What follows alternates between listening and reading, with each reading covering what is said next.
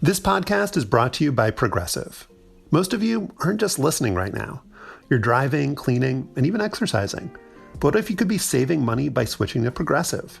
Drivers who save by switching save nearly $700 on average, and auto customers qualify for an average of 7 discounts. Multitask right now. Quote today at Progressive.com. Progressive Casualty Insurance Company and affiliates.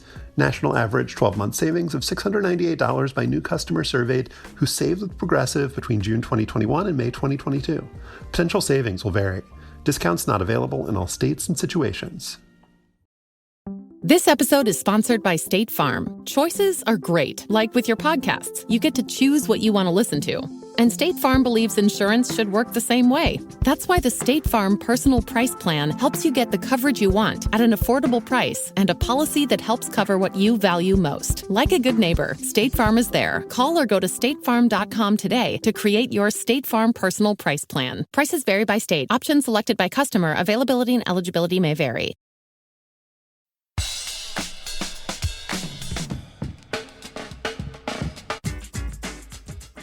Hi, I'm Josh Levin, Slate's national editor, and this is Hang Up and Listen for the week of March 20th, 2023. On this week's show, Slate's Alex Kirshner will be here to run through the first 2 rounds of the men's NCAA tournament, which featured what may have been the worst loss in the history of college basketball. Sorry, Purdue. We'll also be joined by ESPN's Alden Gonzalez, who'll tell us about what he saw at the historic World Baseball Classic semifinal in Miami between Cuba and the United States. And finally, author David Epstein will talk with us about the legacy of Dick Fosbury, the high jumper who invented the immortal Fosbury Flop. I'm in Washington, D.C., and I'm the author of The Queen and the host of the podcast 1 Year. Also in D.C. is Stefan Fatsis. He's the author of the books Word Freak, A Few Seconds of Panic, and Wild and Outside. Stefan, what is the alliterative thing that you've invented? I have to think about that. Farce, the Fatsis. Probably involved failure, my kicking career, if it would be something I'm known for. The Fatsis field goal fantasy farce flop. I'm going to borrow from Dick Fosbury. We can't honor him in enough ways. Joel Anderson is busy working on Slow Burn Season 8, becoming Justice Thomas, and his beloved Froghorns of TCU fell to Gonzaga. We're thinking of you, Joel. His also beloved Houston Cougars are still alive, though. In our Slate Plus segment this week, hell, or at least water, has frozen over because we're going to talk about hockey, ice hockey, with the help of our old friend Patrick Fort, who once produced the show and is back with us, filling in this week.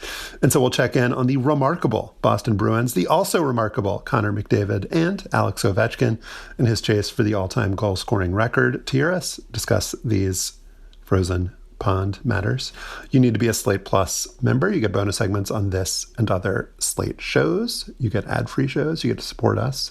All good things. Slate.com/hangupplus. That's slate.com/hangupplus. There are 16 teams left in the men's NCAA basketball tournament, and none of them are Kansas, Duke, or Kentucky. And if you toss in North Carolina, which didn't make the tourney, it's only the second time that none of those blue bloods have made the Sweet 16 since the tournament expanded to 64 teams in 1985. Of the 68 teams that started out with a chance last Tuesday, Florida Atlantic and Princeton are still playing, while Alabama and Houston, the 2 remaining number 1 seeds, are the betting favorites to win it all. Joining us now is our pal Alex Kirshner, who's writing about the tournament for Slate, and this year and every year until the end of time is picking Gonzaga to win it all. Good to have you, as always, Alex. Great to be back with you both.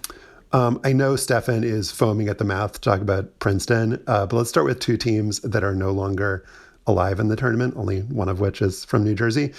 Fairleigh Dickinson lost to Florida Atlantic on Sunday night, but on Friday, the Knights of Hackensack joined UMBC as the only number 16 seeds ever to beat a number 1 in the men's tournament.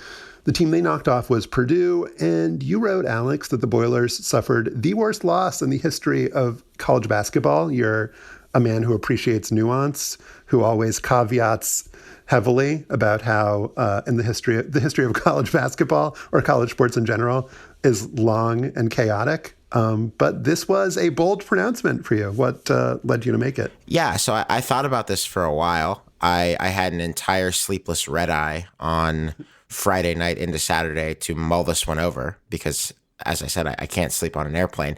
And I really do think that at least since the NCAA tournament became a 64-team endeavor in 1985, and now it's 68, of course, I think this is as bad as it gets, and I think it's worse than it gets for anything prior for a couple of reasons. First of all, just on straightforward terms, I think Fairleigh Dickinson is the worst team to win an NCAA tournament game ever, period. Just if you look at their statistical profile, they had the worst strength of schedule in the season in all of Division I basketball, men's basketball. They did not win the Northeast Conference that they play in because the reason that the Knights of Teaneck, by the way, Teaneck, got into the NCAA tournament is that their counterpart in the NEC that won that league, the team from Merrimack, was ineligible to play in the NCAA tournament because they were still within their first 4 years in Division I. And the NCAA has a rule that limits the postseason participation of those kinds of teams, trying to discourage schools from going up to D1 if they're not ready, basically. So this wasn't even a conference champion. They came from one of the worst conferences in Division I, the NEC, that had never, I believe, even won an NCAA tournament game, at least in the modern era of the tournament. And in addition to that, they're the smallest team in Division I. The single smallest team in Division I with an average height of about 6'1", and you're playing against a team that has 7'4" center, likely Wooden Award winner Zach Edey for Purdue, that has Big Ten caliber talent and size all over the floor, and you lose to that team. I don't see a path to argue that this is not the worst loss in at least the modern history of college basketball. And I think there have been people who will bring up Chaminade, for instance. They beat Virginia when Virginia was number one in the country 40 some years ago at this point. I think it was 40 years ago this winter. But that was, a regular season game played in Honolulu. It did not shake up anything about the way that season ultimately was going to go in college basketball, though it was shocking. This, fellas, is just disgusting. It's on a completely different level. Also involved a 7'4" man, that game, that being Ralph Sampson. So before you go, Stefan, Fairleigh Dickinson, according to Wikipedia, its main campuses are in Madison, New Jersey, and it has other campuses in Florham Park, Hackensack, Teaneck, Vancouver, and Roxton. Yeah, that's how they market themselves. I think the main campus is on the Hackensack-Teaneck border. Straddles Hackensack and Teaneck. So you were both correct. Both wrong and correct at the same time. Love it. Thank you, Fairleigh Dickinson. What are your thoughts, Mr. Fatsis? I'm with Alex. I mean, that was remarkable. I looked up some other stuff. This is there's only one team shorter than Fairleigh Dickinson in sort of modern men's basketball.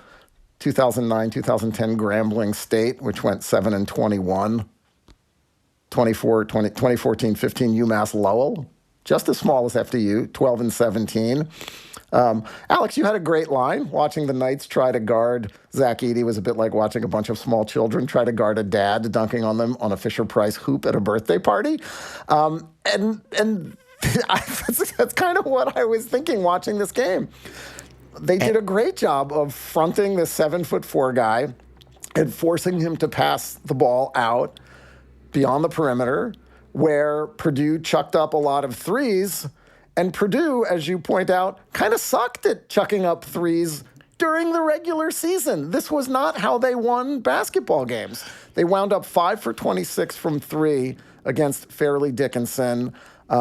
They finished 278th in Division I in three-point shooting during the regular season. They did, and this is another reason that you're right to bring up, Stefan, about why this was such a bad loss for Purdue. I think we all understand that sometimes things happen with regards to a team having a hot shooting night or a cold shooting night, and things get nuts. UMBC couldn't miss when they beat Virginia in 2018 as the first 16 to beat a one, and that happens. That happens in basketball. It is a cruel game. But Purdue's game plan here was so perplexing. And it's not that FDU's wasn't good, but FDU just said, all right, every time Zach Edey gets the ball, we are going to have a swarm on him immediately. Even though we're the smallest team in the country, we think we can deny him some catches in the post, and we think we can make him pass out of it. And they did. I mean, he had huge numbers in this game, but only took 11 shots from the field because Fairleigh Dickinson was just all over him. And I think the disappointing thing for Purdue is that they did not seem to have anything in the bag other than, all right, Edey kicks out and we shoot threes and we shoot threes. Matt Painter is supposed to be a schematic savant, a really good ball coach who can draw up plays. And you mean to tell me that you couldn't find any mid-range game? You couldn't find any way to beat these Northeast Conference guards off the dribble and get decent looks a little closer to the basket when you could not make a three-pointer? This was, I think, the number 5 game of the year for Purdue, or I should put it this way. This was the game for Purdue in which they had the 5th highest percentage of their shots from the field coming from beyond the arc, as in three-pointers were the 5th biggest share of the field goal attempts for Purdue of any game all year. And that was against, again, the smallest team in Division I. So yes, Fairleigh Dickinson put together a really, really good effort. You know, Tobin Anderson, their coach, had a really good game plan to pack it in really close and try to make Purdue do exactly what they did. But again, it's the Big Ten champions, the number 1 seed, against the second best team in the NEC and the smallest team in D1. And I think if you're as good a coach as Matt Painter is supposed to be, you've just got to have more than one way to score in the event that they double team your center, which you had to know they were going to do. So Tobin Anderson came from a Division II school, St. Thomas Aquinas, where he had put together some Sweet 16 appearances in Division II. And he brought along 3 players with him, including the guy who, if like most of us, you'd never seen Fairleigh Dickinson play, like was the player who really popped, Dimitri Roberts, the 5'8" guard who, for all of the kind of things we can talk about that Fairleigh Dickinson lacked, like this dude was like maybe the fastest player that we've seen in the tournament. And I wonder, Alex, if seeing this team that was assembled from, you know, guys who did not get D1 scholarship offers, from guys who are older, some of them, I think, taking advantage of the extra COVID year that the NCAA has given. You saw a little bit of this with St. Peter's as well, like guys from the portal or, you know, players who, you know, maybe haven't gotten opportunities elsewhere. Should this like kind of change our view or perception of kind of who is able to play basketball at the highest level, who should be getting opportunities, and, you know, what sorts of opportunities there are for programs to sort of, you know, pop at maybe if not at this level, but maybe, you know, making a little bit of noise in the tournament themselves? I think I'll take it as a 2-parter. As to whether it should change who gets a look to play big-time college basketball, maybe not.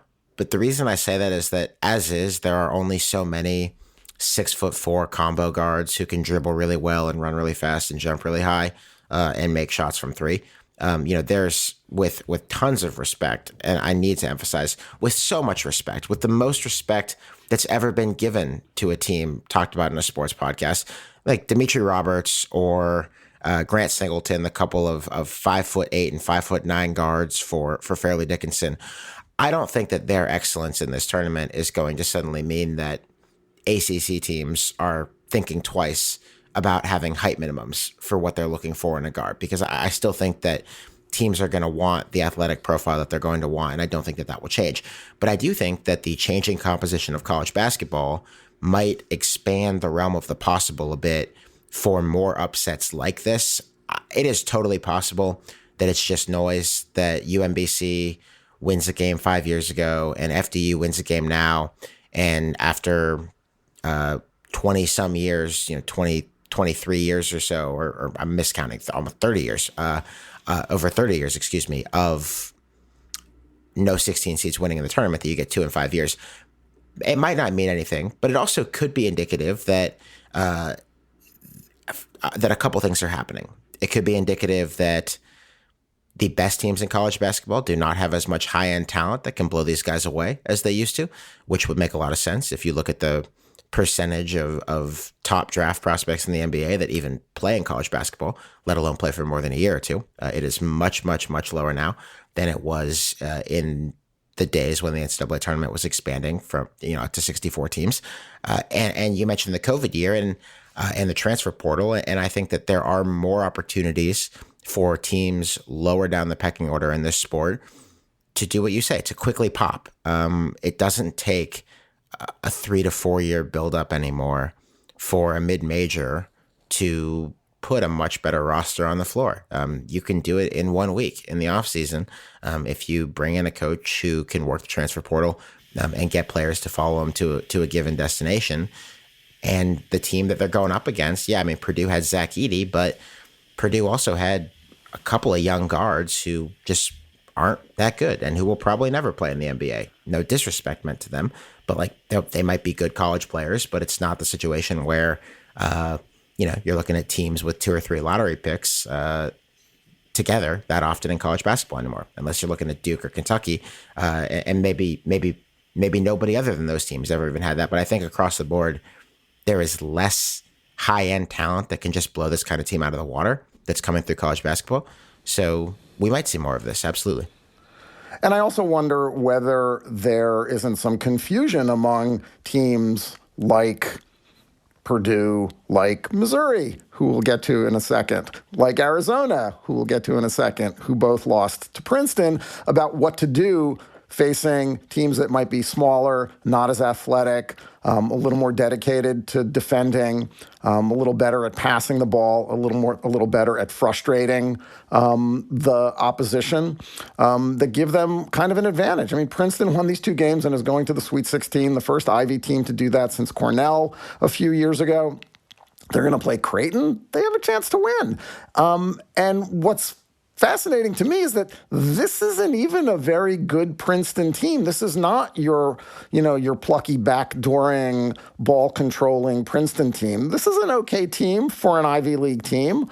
During the regular season, Princeton's best non-conference win was at Drexel, which is 198th in the Ken Pomeroy table.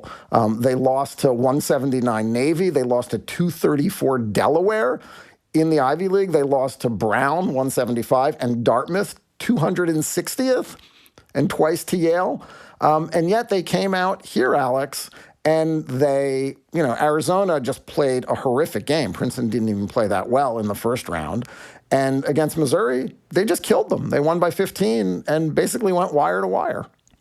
Yeah, they did. And I agree with you. I think there's nothing cheap about the way that Princeton wins games and has won games in this tournament, particularly the one against Mizzou.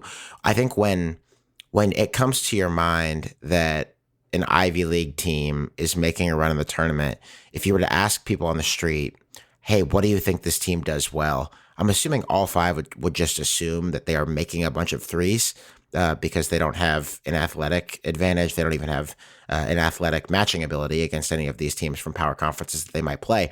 But that's not really the way that Princeton does it. Princeton plays really solid offense, really solid defense, but they're outside the top 200 in 3-point percentage. They are in the top 10 in defensive rebounding percentage. So Arizona and Missouri tried to crash the offensive glass against these guys, particularly when Arizona couldn't make a shot, and they couldn't do it. They were boxed out by these Ivy Leaguers for the Princeton Tigers. They are just a much more high-calorie, meat and potatoes kind of team than I think a lot of people would expect when you hear Ivy League Sweet 16. And they're winning games that way. They score close to the basket. The thing that they do is they don't turn the ball over, which you might expect anytime a mid-major is making a run. So I don't think they're going to beat Creighton, but I certainly would not discount the possibility out of hand. I think it's been a really impressive and in no way fake first couple of games for Princeton. And let me be clear, though, Josh, before you talk, that it makes me kind of sick to watch Princeton do this because it reinforces all of the Pete Carril, plucky Princeton narratives about how we do it differently and how we do it better and how we throw out these 1-star and 2-star players and make it work come tournament time. Credit to them, but still makes me kind of want to throw up. There's been so much no disrespect in this segment. It's the least disrespectful segment in podcast history. The thing that's so amazing about them, and this kind of gets back to what we were saying about Fairleigh Dickinson, the 180 of the fact that you can get these new players in and maybe turn around your program more quickly, is that Princeton had 4 players transfer out before this season, 3 of their top 5 leading scorers, and then a 4th guy who went to Duke. The other players went to Michigan, Colorado, and Belmont. This is, just like Stefan said, this is not a program that's built on a core that's been together forever. This is not a program, like Alex said, that's built on great three-point shooting. And, back to this question of whether it's a trend or whether it's noise, like, you could not convince me. I don't care what the objective metrics say. Subjectively, I think the quality of play in this tournament is really low. And I think I don't want to say it's never been lower, but I think you just increase the level of variance when you have, Princeton won that first round game making 4 3-pointers as a 15 seed. I mean, you have to be playing against a team that's doing something rather atrocious when, as an underdog, you can win in that way. And I think there have been a handful of games like that. But on the other hand, I mean, going into this tournament, if you could identify a team that maybe was a low seed that had a chance to go far, look at Oral Roberts, which went on a run a couple years ago. The player that led them on that run, who is small, Max Asmus, came back, decided not to transfer out, still at Oral Roberts. They had an amazing regular season, won their conference, came up against a Duke team that had a bunch of freshman talent, but had come on a little bit at the end of the year, but, had not done anything like hugely amazing during the regular season. And Duke just blew the doors off of them because they were better talent and more athletic. So for all of the trends that we can look at and talk about that, maybe would give these teams an advantage, like Oral Roberts would beat the doors off of Fairleigh Dickinson, like probably 95 times out of 100. But it's just Alex, these are, one game winner go home type situations. And so I do think that we can go a little bit too far in making kind of grand pronouncements, but I also feel like weird stuff on all ends of the spectrum is going to continue happening just because of the nature of the sport right now. Alex, before you talk, Alex, I want to just throw one little addendum to what Josh said about Princeton. The guys that transferred because the Ivy League didn't give players a COVID year. So they weren't eligible to come back to Princeton if they wanted to fulfill all of their NCAA eligibility. Yeah, the Ivy League does things its own way, including during the pandemic and holding the line and not playing seasons when just about every other conference in Division I athletics did so. But Josh, I think you're right. And I do come back to it again that part of this is just that there aren't that many players in college basketball, singular players right now, who can run a game, just absolutely run a game and be a complete fail-safe against something going horribly awry for their team. I mean, there are several. Brandon Miller for Alabama, who has obviously been in the news for non-basketball reasons, to put it euphemistically, as they might be put on a broadcast sometime, is one of those players. Trace Jackson-Davis at Indiana is one of those players. Zach Edey is one of those players, but you saw how he could be neutralized if you play him the way Fairleigh Dickinson played him. Maybe Jaime Jaquez for UCLA can carry the Bruins back to glory, even if UCLA has, significant problems against, I think it's Gonzaga that they play next. And obviously, Josh, as you mentioned, we do know that Gonzaga is going to win this year, as we've discussed. But there just aren't, and Drew Timme for Gonzaga is a similar player to Jaquez in that way. There are not that many guys in college basketball right now who, when things are going really, really badly for their team, can just decide with a snap of a finger, okay, like, fine, we're still winning this game because I play for this team. And I think that kind of high-end talent train to developmental leagues, to Europe, to places other than the NCAA Division I, also comes into play. And it makes it easier for the portal, for the COVID year, not in the case of the Ivy League, but in other leagues, to give teams an opportunity to beat, if not blue bloods, because that's not what Alabama is in basketball, really talented teams that are on the higher seed lines. Alex Kirshner is writing about the tournament for Slate. Thank you for coming on the show, Alex. Always a pleasure. Thanks for having me. Up next, Alden Gonzalez of ESPN on the World Baseball Classic semifinal between the United States and Cuba. This podcast is brought to you by Progressive Insurance. Most of you listening right now are probably multitasking. Yep, when you're listening, you're probably also driving, cleaning, exercising, or maybe even grocery shopping. But if you're not in some kind of moving vehicle, there's something you can be doing right now. Getting an auto quote from Progressive Insurance. It's easy, and you could save money by doing it right now from your phone. Drivers who save by switching to Progressive save nearly $700 on average, and auto customers qualify for an average of 7 discounts. Discounts for having multiple vehicles on your policy, being a homeowner, and more. So just like your favorite podcast, Progressive will be with you 24/7, 365 days a year, so you're protected no matter what. Multitask right now. Quote your car insurance at Progressive.com to join the over 29 million drivers who trust Progressive. Progressive Casualty Insurance Company and Affiliates. National average 12-month savings of $698 by new customers surveyed who saved with Progressive between June 2021 and May 2022. Potential savings will vary. Discounts not available in all states and situations.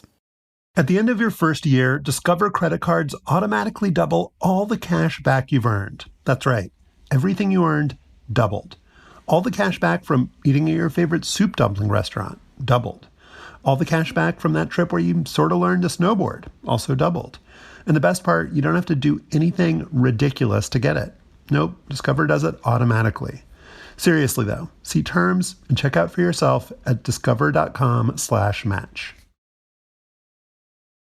On Sunday night in Miami, number 9 hitter Trey Turner's 2 home runs helped lead Team USA to a 14-2 rout over Cuba in the semifinals of the World Baseball Classic. The U.S., which won the WBC the last time it was held in 2017, will look to go back-to-back in Tuesday's final, also in Miami, against the winner of the second semi on Monday night between Mexico and Japan. But on Sunday, the on-field competition wasn't really the top story. That's because, as ESPN baseball reporter Alden Gonzalez wrote, a Cuban national baseball team had never played in Miami before.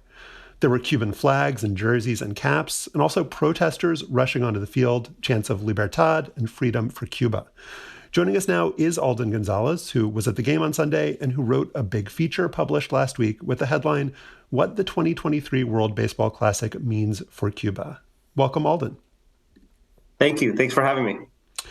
Before we get to the big picture stuff, I wanted to ask you about the game and the atmosphere. As you put it in your Twitter bio, you're Miami-born, Cuban-bred. So can you explain what it felt like to watch the U.S. play the Cuban national team in your hometown? Well, first of all, it was surreal, just as a son of Cuban immigrants, to witness something like that, which truly, once you strip all the complexities from it, is a historic event, an unprecedented event, as you alluded to. The atmosphere was a very energetic atmosphere. It wasn't, I know the headline was that there were 3 fans who rushed onto the field. It wasn't so hostile. It was actually just a very mixed reaction. I thought it was actually pretty funny. Cuba would get a hit or they would rally and score a run, and you would hear an eruption of cheers. But then Yoan Moncada and Luis Robert, the 2 major league players who are playing for Team Cuba, which I'm sure we'll get into, every time they came to bat, there were boos. And every once in a while, you would hear these Libertad chants break out, or Patria y Vida, which has been basically the rallying cry of anti-government sentiments toward Cuba. Those would break out as well. So I would describe it as it was energetic, and there was a lot of mixed emotions. I mean, there's no better encapsulation, I think, than if you stepped outside of the stadium about half an hour before the first pitch. You saw a lot of fans with Cuban jerseys and caps and flags draped around their back coming into the ballpark. And then if you stepped right outside of the gates, you saw dozens of people protesting with a police presence. That's the complexity of having Cuba in Miami. It's there's no real answer to it. It's just a complicated situation. Well, it's also, this was a complicated team, and the way this team was structured was both historic and controversial. This is the first Cuban national team that Cuba invited major league players to be part of. This is not a Cuban team where you were expecting defections. This was not a Cuban team that was stacked because of all the defections over the last 20 plus years that have depleted and weakened Cuban baseball. Yeah, and I think those two are correlated, right? I think baseball and the product of baseball had fallen off so much over these last, I want to say, dozen years, and due in large part because of just the plethora of players who left the island.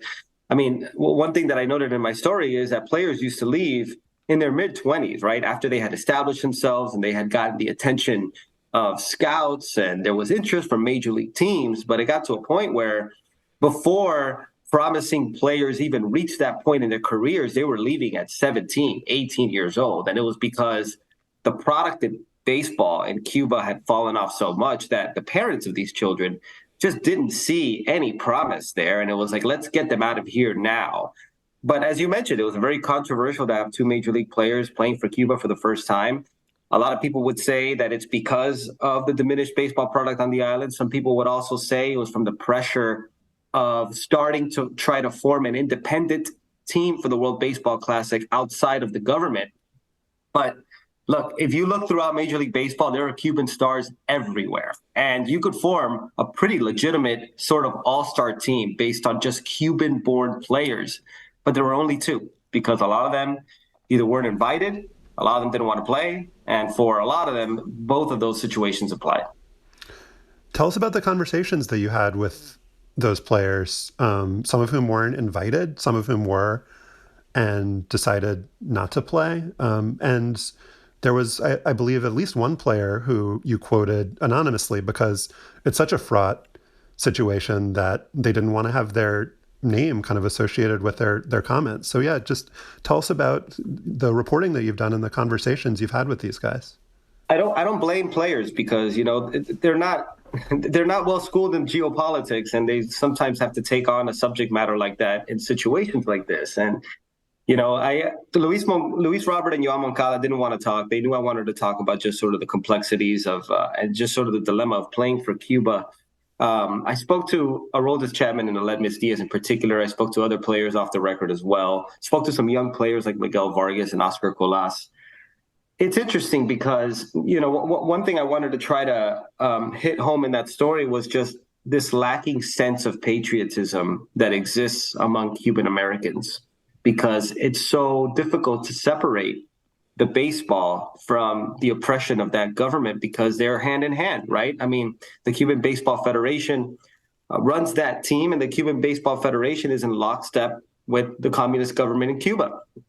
And for a lot of players, it's just playing for Cuba, and for a lot of fans in Miami, the reason why you saw the protest, rooting for Cuba means supporting a government that made the lives of these people very difficult while they were living there and forced them to leave. And then they couldn't come back, and they had to leave their families behind. And, you know, pre-social media, a lot of times, like, their families would be subject to some abuse, especially if there was a promising player who left, and they were characterized by the government there as traitors, and, you know, their reputation was completely sullied, and their games were never aired. And so I'm sure a lot of them have this longing to be proud of their Cuban roots and to try to separate that from everything that goes on over there, which is why this movement to start this independent Cuban baseball team became so popular. You know, they were going to start a team independent of the Cuban government to play in the World Baseball Classic that they hoped would be more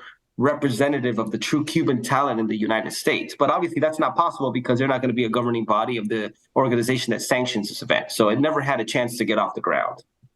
But my sense from players was, the players that I spoke to, a lot of them say they're never going to play for Cuba so long as, you know, the government is involved. But another point that they wanted to make was, it's not the players' fault, right? Like, all those players who are playing for Team Cuba now, a lot of them played together, right? And they know how difficult that is. And they know that they're not getting paid much money. And they don't want to come out and completely rail against the team because they care for those players, And so I think that's the difficulty of it. But there's a segment of players that will just are never going to agree to play for Cuba. One of those players is Randy Arozarena, who right now is who has been starring for Mexico in the World Baseball Classic.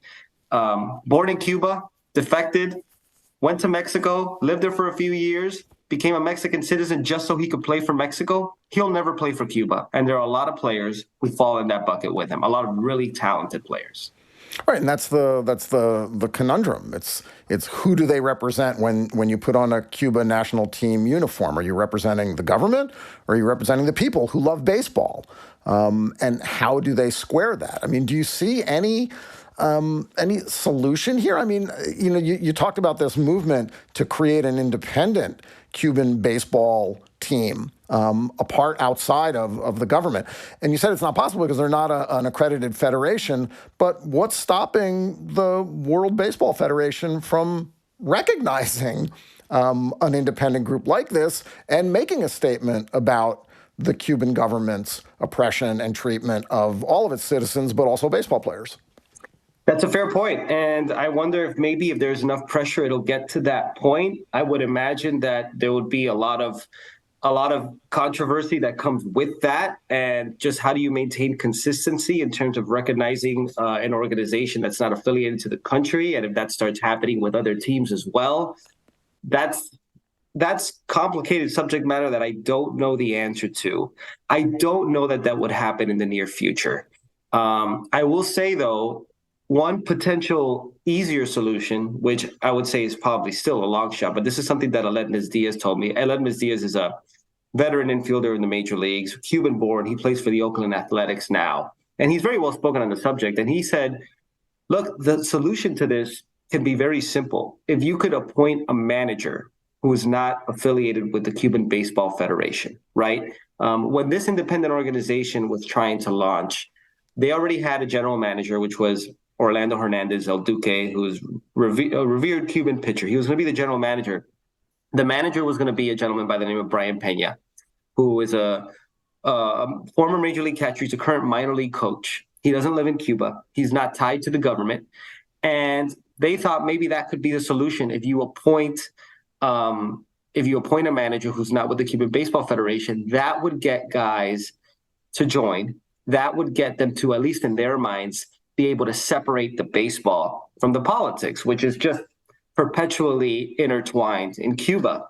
We see this in Venezuela, right? Like, a lot of players don't agree with what's going on in Venezuela, but they have a man by the name of Omar Lopez, who is in the major leagues, and they feel okay playing for him.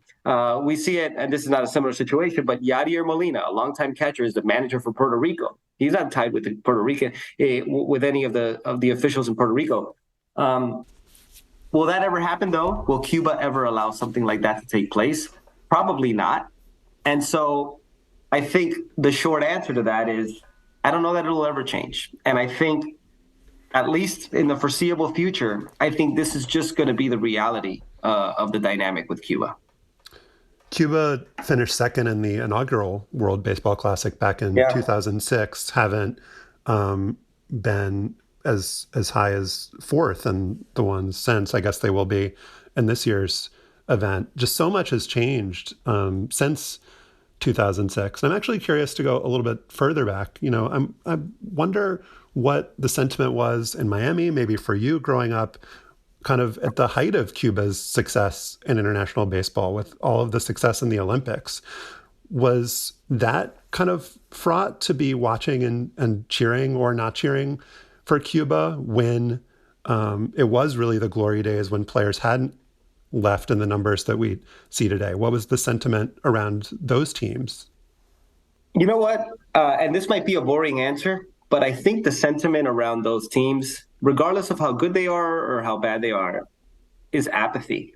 I think for a lot of Cuban Americans, especially those in Miami who left and who are still raw with the emotion of everything that happened there, there's a desire to just sort of, at least for the generation of my parents, right? So my parents came over in the Mariel boat lift in the early 1980s. And I think there's a desire to just separate from that and to just not want to deal with it at all and just prefer to ignore what's going on with Cuba because they're not interested in it. And it just stirs up a lot of bad emotions that people don't want. And so I think there's just this desire to separate from it.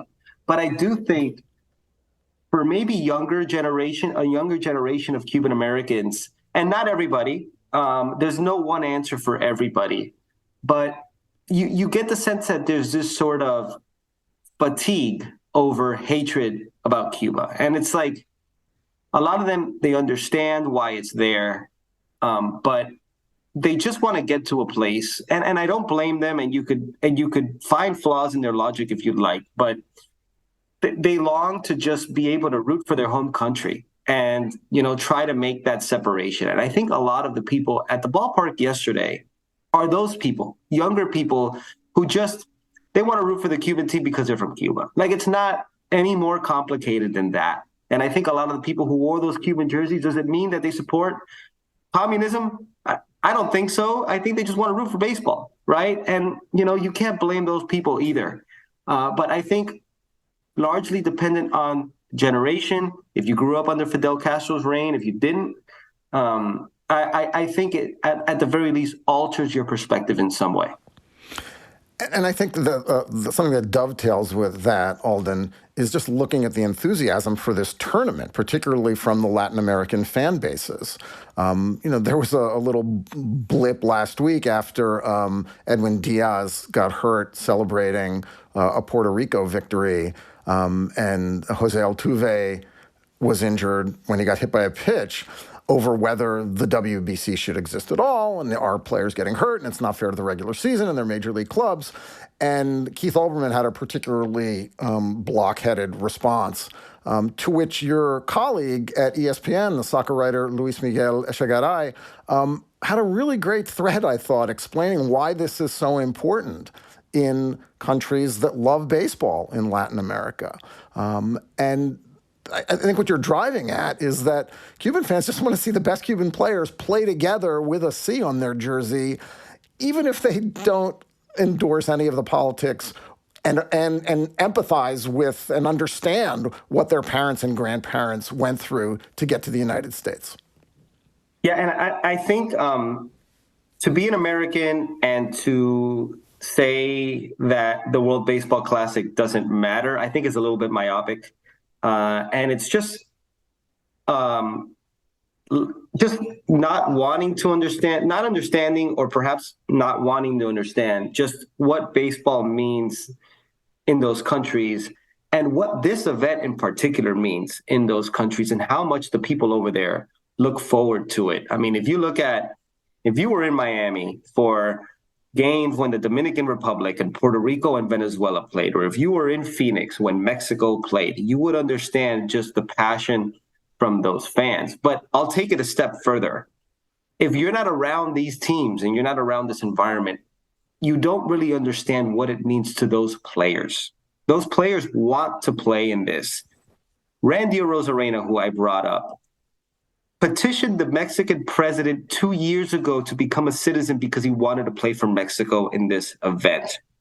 This matters to these guys. It mattered to all those guys in Venezuela. It mattered to them in the Dominican. It mattered in Puerto Rico because they know how much it matters back home. And I will tell you, Team USA caught a lot of flack in 2017 because the sentiment was that they didn't care enough or their star players didn't care enough. And I think Team USA winning it all in 2017 and players coming back to tell their peers about just what the experience was like and what those games were like, a lot of those players in Team USA, they'll say it matters. Trey Turner hit a grand slam the other night for Team USA to advance past Venezuela.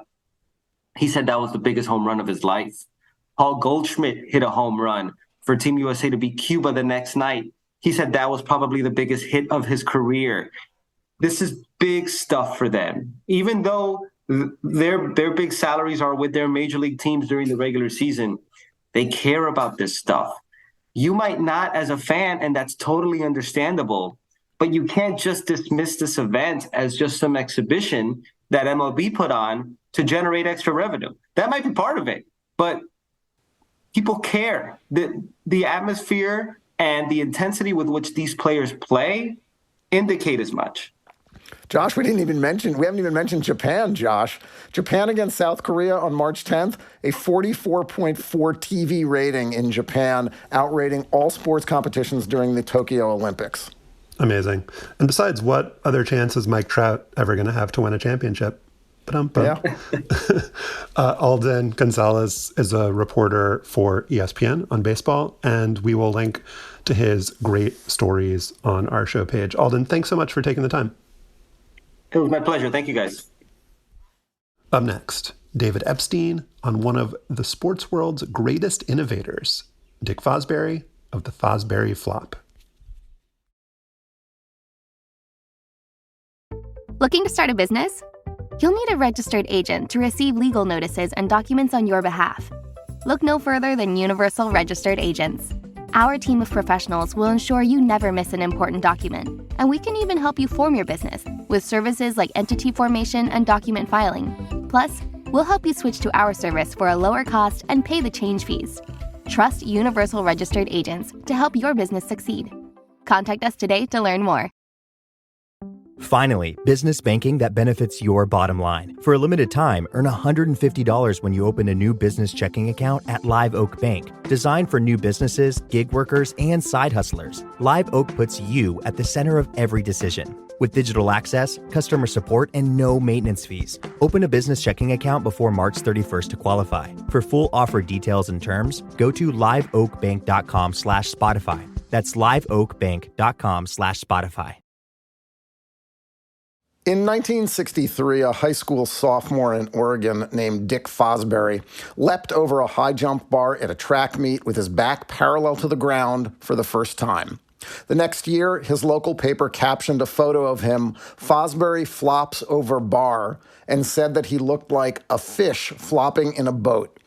3 years later, on Sunday, October 20th, 1968, the same day that Jackie Kennedy married Aristotle Onassis, Fosbury won a gold medal at the Olympics in Mexico City. The New York Times wrote that Fosbury's unorthodox backward flip gave the capacity crowd of 80,000 one of its most exciting moments. Joining us now is our friend David Epstein. He's the author of the books The Sports Gene and Range, and you should subscribe to his Substack, Range Widely. Hey, Dave. Hey, thanks for having me.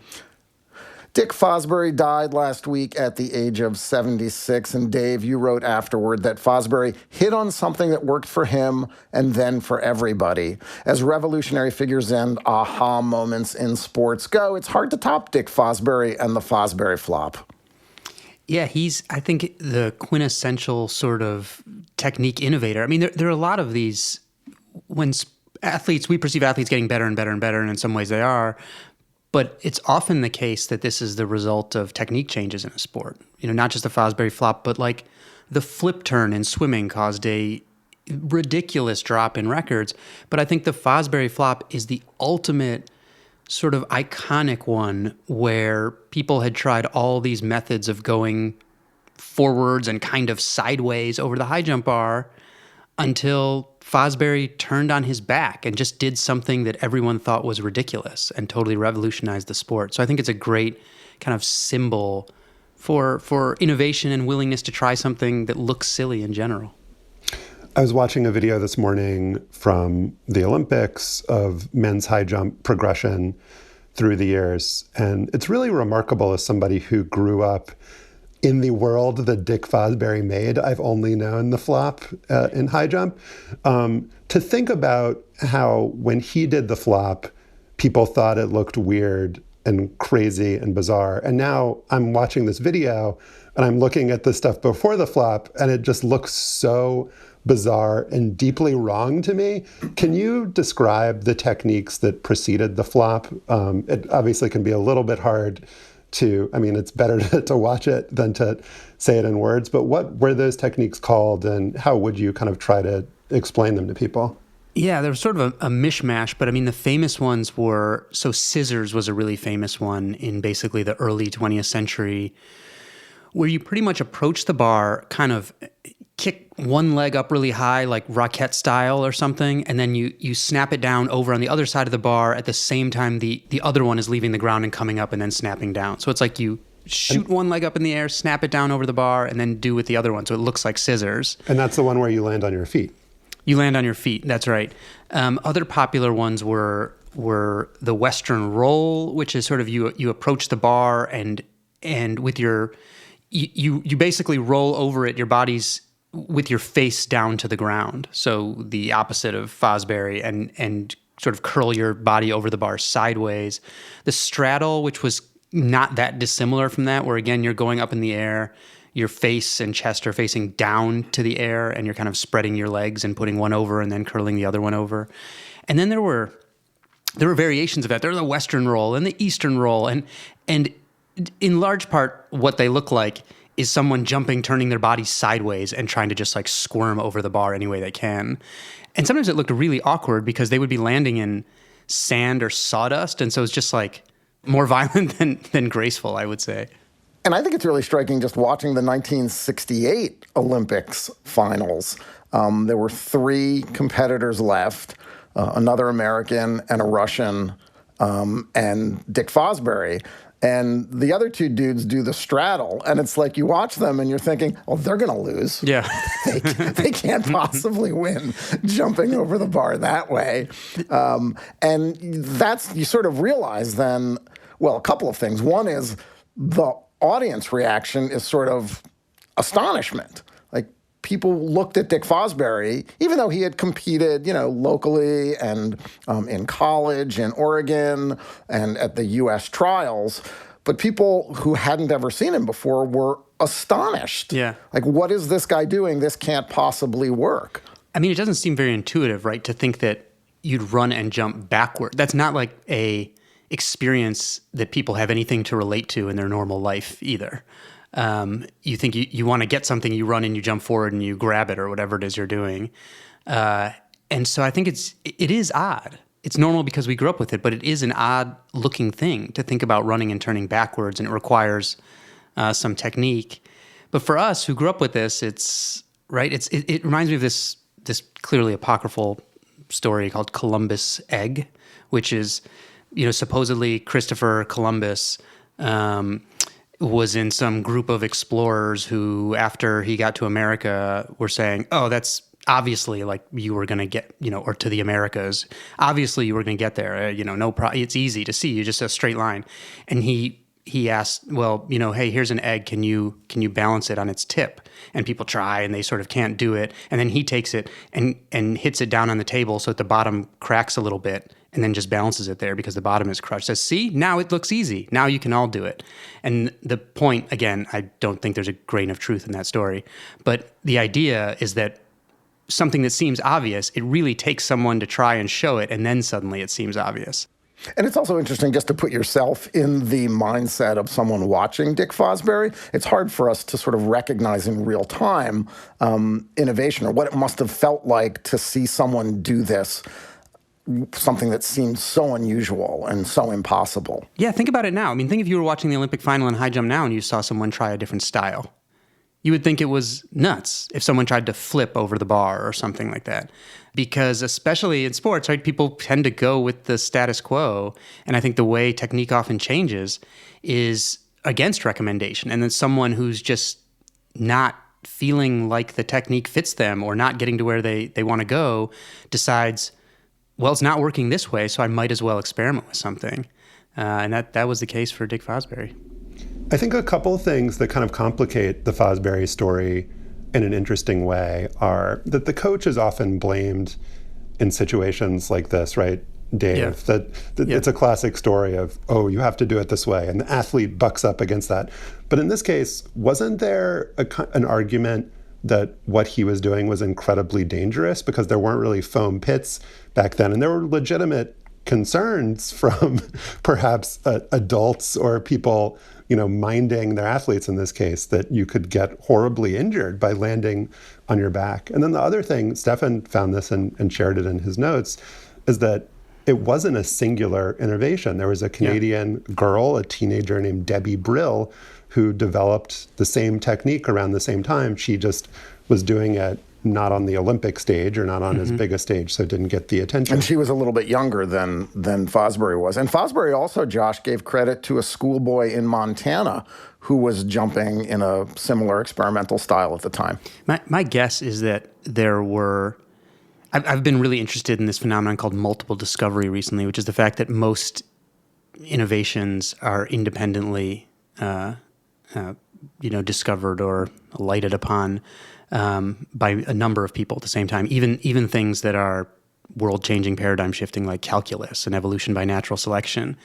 I think in this case it is the fact, right, that's just the guy who won the gold medal. I mean, I wonder if Fosbury had won the bronze medal, would we have seen the Fosbury Flop take off in quite the same way? I'm not so sure, but clearly he was not the lone the innovator with this like lone insight. It was rare, but clearly there were plenty of other people experimenting. And I think some of that experimentation, this was an example of technology driving technique, because as you said, it made sense to tell him not to flop over on his back when he was going to land on something hard.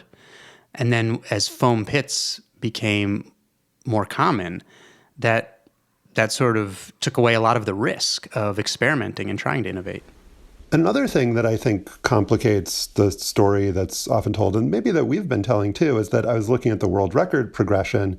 Pre-flop, the world record, 7 foot 5 3/4 inches by Valerie Brummel of the USSR, set in 1963.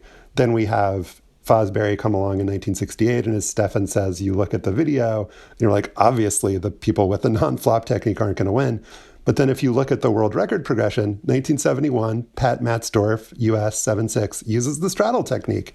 And the first flop world record wasn't until Dwight Stone's in 1973. So, Dave, it's not like the flop came in 68 and just immediately everyone went to the flop. Immediately, everyone who did the flop was beating everyone who didn't do the flop. So I found that a little bit fascinating, that even though it took a little while maybe to prove that for everyone this was the best technique, it didn't go away just with Fosbury.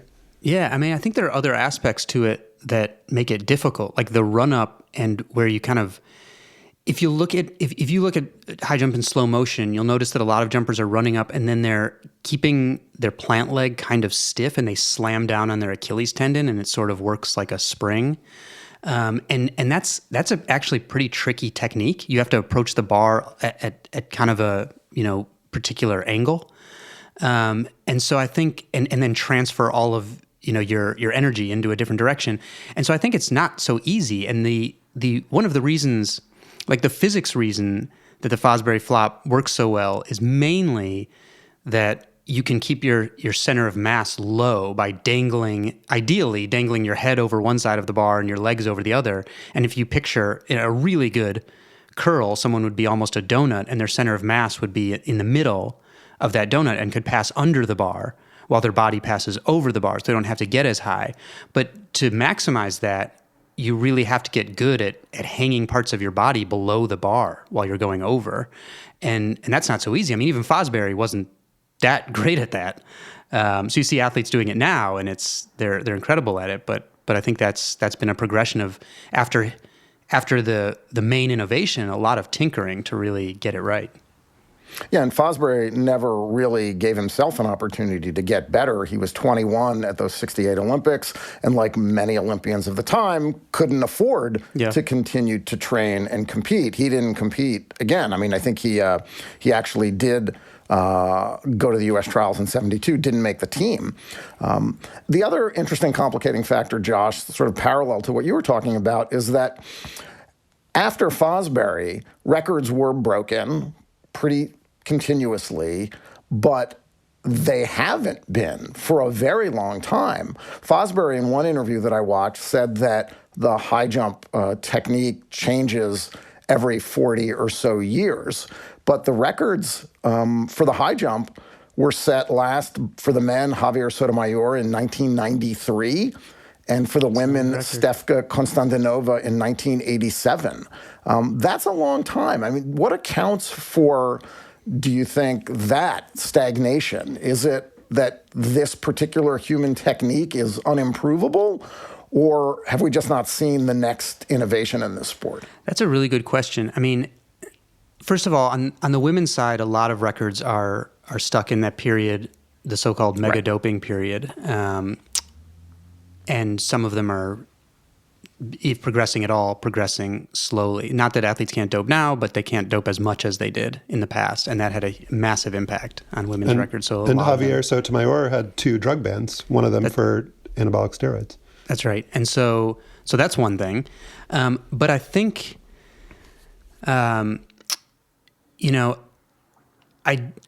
there are some records are kind of like even the mile record in track and field is from the 1990s. And so I think there is a slowdown of progression, and sometimes either technique or technology changes come in and knock us off that plateau. And we're seeing that right now in some of the running events in track where this new shoe foam and carbon fiber plates has suddenly shifted the entire performance curve, basically, and people are running faster than they were.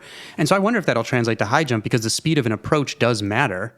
And so if those shoes and track surfaces can make a difference in how fast people can approach the bar and how springy they are, maybe we'll see some record. But also, there is a limit somewhere. I think high jump is not at its peak of popularity, and so it may not necessarily be selecting for the people that would be the best at it in a lot of places in the world. And we don't really know where the limit is, but there is some limit, right? And maybe we're getting closer and closer to it. We see in a lot of events, even when records continue to get broken, it's by smaller and smaller and smaller margins. So the period of like records being broken every time there was an Olympics was, I think that was a period in time of like the second half of the 20th century where for the first time, a lot of people were starting to compete. And equipment and technology and technique were coming along really quickly. And records can still be broken, but I don't think it's as much of a given anymore in just about anything. Again, with the occasional intervention of new technologies like we're seeing right now with shoes and track. And I think we're sort of just at the beginning of that. A good marker of high jump's relative popularity or unpopularity is that when I was trying to Google why hasn't the high jump record been broken in a long time, all of the results were about why hasn't the long jump record been broken for a long time. People just apparently are more interested in that sport, which is, it's on its own relatively unpopular. But there are all these lists, I think we all found them, of different sports innovations, and the Fosbury Flop is often at the top of it. But in looking at some of the other things that it's compared to, Dave, you mentioned the flip turn. There's also the axel in figure skating, the Yurchenko vault. And one thing, the thing that's common in all of them, it's that they involve jumping or landing backwards. Interesting. The Yurchenko vaults, gymnasts got more power by approaching the spring backwards. The axel, you land backwards. And it's like what you were saying before, Dave. You don't often think, or most people don't think about doing something backwards as the best way. But it seems you should try like that in everything. Somebody should try running the 100 backwards. You never know. It might look silly. I'm going to turn around right now. There you go. You should do podcasts backwards. Yeah. And then a couple other ones that I thought were interesting. And this was from Adam Mark, a blogger. The bun dunk in competitive eating by Kobayashi completely changed the game. Nobody did it before him, and then everybody did it after him. And then the granny shot, made most popular by Rick Barry at the free throw line. And that is a technique. I think there's some disagreement here about whether it's objectively a better technique, and what I think maybe the sample sizes aren't large enough. But the reason that the sample sizes aren't large enough is that, unlike the Fosbury Flop, it's a technique that didn't catch on because it was perceived as embarrassing. And so it's interesting that, even though Rick Barry was like 90% free throw shooter or something. One of the best of all time. I mean, Wilt Chamberlain famously said, he was bad at free throws. He changed to the underhand free throw shot. That's what the granny shot is, underhanded. He changed to it one season, improved his shooting percentage by 10 points, but then he abandoned it and said, I felt sissy shooting underhanded. I know I was wrong. I know some of the best foul shooters in history shot that way. I just couldn't do it. And that's what you wrote in your Substack, Dave. You sort of wrap things up in that piece by saying, most of all, I hope Dick Fosbury and his flop will stick in your mind as a great example of someone who was willing to try something, specifically something that looked silly when the old way wasn't working for him. Yeah, I mean, that granny shot story is amazing, right? Because you think of elite athletes doing anything to get a tiny marginal edge. And here's something that seems like for some shooters can offer a large edge, but it apparently is past some bar of acceptable silliness that even the Fosbury flop did not approach, and so the people just won't do it. I hope that kind of thinking doesn't translate to like entrepreneurship or whatever in our society, because I think then we'd miss out on probably a lot of interesting innovation. David Epstein is the author of the books The Sports Gene and Range. Subscribe to his Substack, Range Widely. Dave, thank you for coming on the show again. Thanks for having me, guys.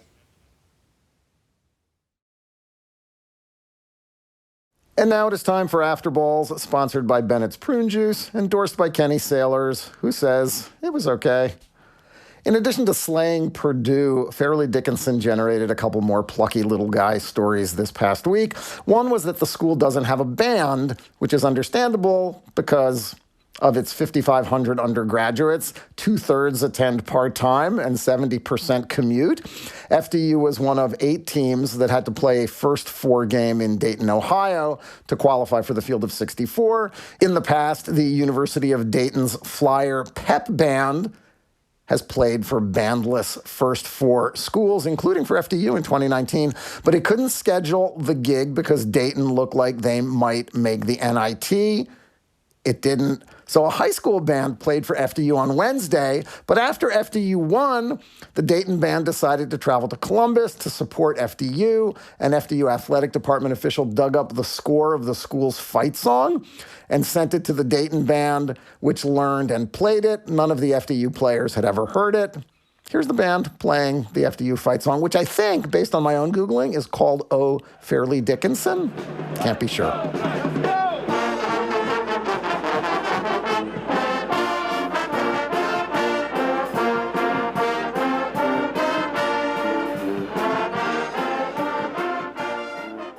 The second plucky little guy story also was about something FDU was revealed as not having, in this case, a full-time sports information director. Rather than pay someone, FDU has outsourced the job to a go-getter undergraduate named Jordan Sarnoff. On the one hand, pretty shocking that an NCAA Division I school that fields varsity teams in 12 women's sports and 8 men's sports, and as longtime sports PR executive Joe Favorito noted, had made March Madness in 2019 and won national titles in bowling and fencing, doesn't have a full-time sports communications person. On the other hand, pretty cool for Jordan Sarnoff, who's wanted to work in sports media since he was a little kid. During the FAU game, the True TV camera zoomed in on that dapper-looking young man courtside, as play-by-play guy Andrew Catalan called Sarnoff, before throwing to sideline reporter Jamie Erdahl. He's fulfilling a destiny at this point. Jordan Sarnoff, at 12 years old, went to the Bruce Beck and Ian Eagle sports broadcasting camp. His mom made him go. And he figured out what television broadcasters need to make great TV. He met famed New York Mets PR guy Jay Horowitz, and he realized, wow, all the players love Jay Horowitz, and he gets free gum. I want to be a sports PR guy. And so he walked into the athletic department at FDU as a senior in high school and said, I'm coming here next year. Can I be a sports information director student? And here he is as a full-time guy as a junior. It's unbelievable. Good for that kid. Josh, what's your Jordan Sarnoff? The big upset in the women's NCAA basketball tournament came late on Sunday night in Palo Alto, California. The home team, number 1 seed Stanford, got ousted in the second round by number 8 seed Ole Miss. While Stanford did have 2 close losses in its last 3 games coming into the tournament, it was still a shocking result. Consider that mighty Stanford, led by legendary coach Tara Vanderveer, won the national title in 2021 and made the Final Four last year. And 2 of the Cardinals' 3 leading scorers from that 2021 title game, Cameron Brink and Haley Jones, are still on the roster 2 years later. Ole Miss, in the meantime, had missed the tournament for 15 straight years before last season. As recently as 2020, they went 0-16 in the Southeastern Conference. But head coach Yolett McPhee-McCuin, better known as Coach Yo, has engineered a remarkable turnaround in Oxford. Here she is after Sunday's win in an interview on ESPN. What does it mean to you to have taken this program to where it was? Coach Yo, you're about to head to Seattle for the Sweet 16. You just beat a number 1 seed. This is for the people with a dollar and a dream. I'm a little girl from the Bahamas that was given an opportunity. I wasn't Ole Miss's first choice, but I was the right one, and I was naive enough to think that I could do it, and that's what no ceilings means, that there's no limit. And so I'm just really proud to be the head coach here, and you know, I don't know what to say, Brooke. We're going to Seattle. I love Seattle. You heard a few snippets of her life story in there. A story by David Eckert in the Mississippi Clarion Ledger fills in some of the rest. She's the daughter of a basketball coach father and a school principal mother. And growing up in the Bahamas, she used to wake up at 5 a.m. to practice her game. She'd become the first Bahamian woman to sign a D1 letter of intent playing at Rhode Island. And shout out to Joel and the Anderson family. She then went on to coach at, among other places, Arkansas Pine Bluff, where she also got a master's degree in physical education. In 2013, she became the first Bahamian woman to be a D1 head coach, getting the job at Jacksonville. She then moved on to Ole Miss a few years ago. And back home, she's been elected to the Bahamian Athletic Hall of Fame. She was in the 2016 class alongside a couple of other basketball immortals, Buddy Hield and Jonquel Jones. And last year, she worked as an assistant for the Bahamas men's national team during the qualification round for the Basketball World Cup. Going into this year, Ole Miss lost its best player, Shakira Austin, who went number 3 overall in the 2022 WNBA draft. But the 40-year-old Coach Yo appears to be building an enduring program this season, led by players like Madison Scott, Marquisha Davis, and Angel Baker. Given her drive and personality, she could maybe do something like what one of her role models, Dawn Staley, did at South Carolina, which had no real tradition of success before she got there. At a press conference before Ole Miss beat Stanford, Coach Yo talked about how Black women coaches like Staley and C. Vivian Stringer have inspired her, and she also made a pretty good analogy. Obviously, there is a connection I have with C. Viv and Dawn Staley. So I hope what I'm doing, and to me, to be able to win and beat a blue blood, like you mentioned, is a great story. Aren't we in the Bay? That's why everyone loves Steph Curry, because when you see LeBron, you really can't be LeBron, but you could be Steph. You know what I mean? What is he, 6'2"? Never thought of that before, Stefan. But Steph, what is he, like 6'2"? And look, we don't want to, say that Coach Yo is going to be the Dawn Staley or should be the next Dawn Staley, but her motto is no ceilings. So I'm just trying not to put a ceiling on her, Stefan. I didn't know anything about Coach Yo until this informative Afterball.Josh, and now I am totally rooting for Ole Miss. She seems awesome. And women's basketball is still a sport where a coach can take over a moribund program and totally transform it. I mean, we've seen it with Dawn Staley. We have obviously seen it with Gino Auriemma, for example. And it is good to see someone like her with her background get the opportunity to take a program and build it into something huge and enduring. And it's an investment that's worth it for a school, right? Like, whether it's football, men's basketball, any number of other sports, you can't really say with any confidence that if you just hire a smart and charismatic coach to lead the program, that anything will kind of enduring be accomplished. But I think this is a sport where, not all examples, but there is both recent and long-term history to suggest that it really can work if you hire the right person. Yeah, and the opportunity is still clearly there. I mean, even if you look at the results of the first couple of rounds of the tournament, there's a lot of chalk still on the women's side, but you're seeing more breakthroughs. You're seeing more of the established larger schools develop better programs, like we just saw with Ole Miss and Stanford, as well as mid-majors performing well. So there's still that room for growth, Josh, that you're alluding to there. And this really has been a 20-plus year, 30-year almost evolution. I did a story in the late 90s, mid to late 90s, where I went out to a Big Ten school that had decided to focus on women's basketball and were getting attendance. There's still that room for growth all these years later. And for someone like her, one more round for Ole Miss, and the attention that Coach Yo is going to get is going to increase enormously, and that's going to give her program an opportunity to do what some of the other schools, like Mississippi State, for instance, which has had a successful program that wasn't always successful, have done in recent years. That is our show for today. Our producer this week, filling in for Kevin Bendis, was the legendary Patrick Fort. To listen to past shows and subscribe or just reach out, go to slate.com/hangup, and you can email us at hangup@slate.com. And don't forget to subscribe to the show and rate and review us on Apple Podcasts. For Stefan Fatsis, I'm Josh Levin. Remember Zelmo Beatty, and thanks for listening.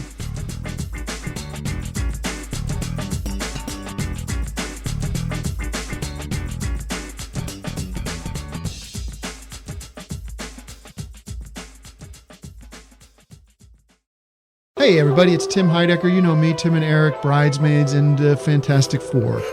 I'd like to personally invite you to listen to Office Hours Live with me and my co-hosts, DJ Doug Pound. Hello. And Vic Berger. Howdy. Every week we bring you laughs, fun, games, and lots of other surprises. It's live. We take your Zoom calls. Music. We love having fun. Excuse me? Songs. Vic said something. Music. Songs. Music. I like having fun. I like to laugh. I like to meet people who can make me laugh. Please subscribe now.